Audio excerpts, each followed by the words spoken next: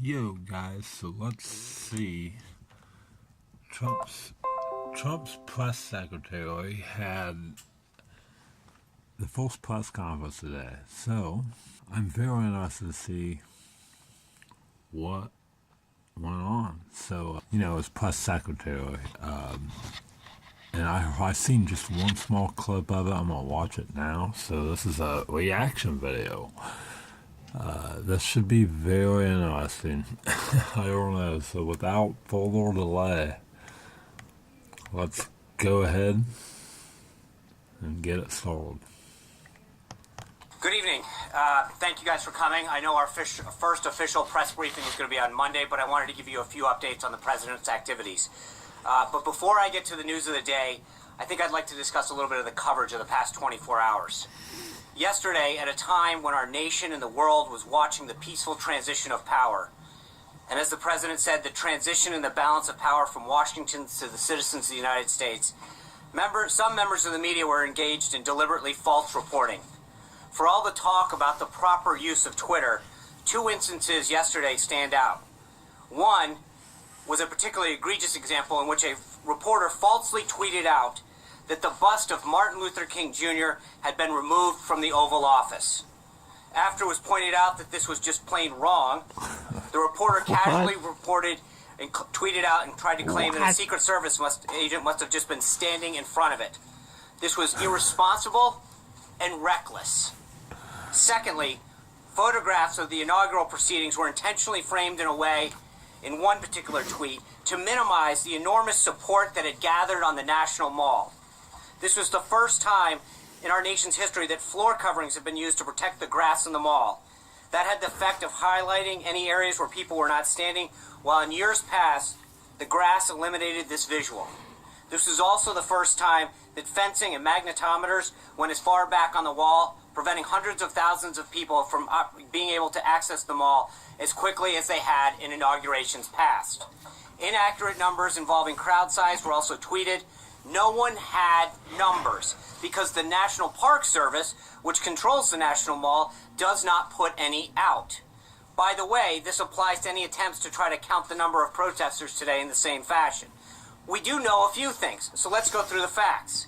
We know that from the platform where the president was sworn in to 4th Street holds about 250,000 people.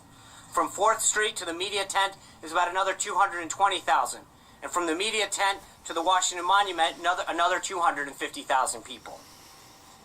All of this space was full when the president took the oath of office.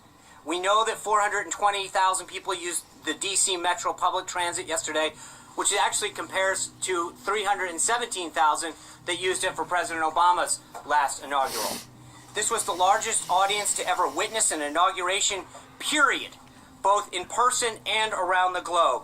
Even the New York Times printed a photograph showing that a misrepresentation of the crowd in the original tweet in their paper would show the full extent of the support, depth, and crowd and intensity that existed. These attempts to lessen the enthusiasm of the inauguration are shameful and wrong. The president was also at the Central, as you know, the president was at the Central Intelligence Agency today and greeted by a raucous overflow crowd of some 400 plus CIA employees. There were over 1,000 requests to attend, prompting the president to note that he'll have to come back to greet the rest. The employees were ecstatic that he's the new commander-in-chief, and he delivered them a powerful and important message. He told them he has their back, and they were grateful for that. They gave him a 5-minute standing ovation at the end in a display of their patriotism and their enthusiasm for his presidency. I'd also note that it's a shame that the CIA didn't have a CIA director to be with him today when he visited, because the Democrats have chosen, Senate Democrats are stalling the nomination of Mike Pompeo and playing politics with national security. That's what you guys should be writing and covering. That this, instead of sowing division about tweets and false narratives. The president is committed to unifying our country, and that was the focus of his inaugural address. This kind of dishonesty in the media, the challenging that bringing about our nation together is making it more difficult. There's been a lot of talk in the media about the responsibility to hold Donald Trump accountable. And I'm here to tell you that it goes two ways. We're going to hold the press accountable as well. The American people deserve and deserve better. And as long as he serves as the messenger for this incredible movement, he will take his message directly to the American people, where his focus will always be. And with that, a few other updates from the day.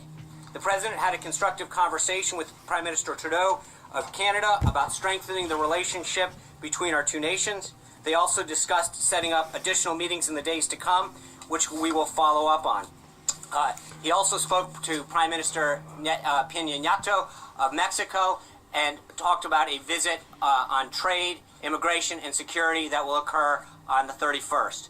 The president will welcome his first foreign leader this Thursday, when the United Kingdom's Theresa May will come to Washington on Friday. On tomorrow, the president will oversee his assistants to the president being sworn in.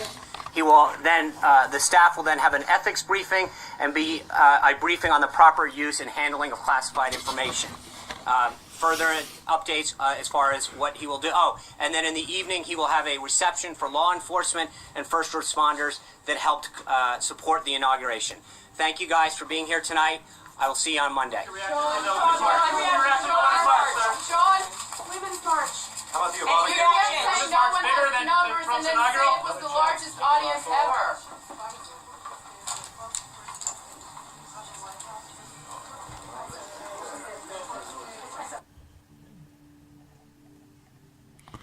What in the flying flip was that? What in the flying flip was that? That is the worst false press conference from a chief of staff of the president that I have ever seen. You can't get worse than that. What the flying flip was that? Holy cow. It's gonna be a crazy, long, intense 4 years. If he lasts 4 years, probably be 1 year. I don't know. I mean, I've never seen anything like it. Have you guys? I mean, it was so bad. It was comical. I was dying. Just felt like banging my head up against the wall. Banging my head up against the wall. I swear. It was comical. It was comical. It was so bad it was comical. God help us if this continues. If this is just a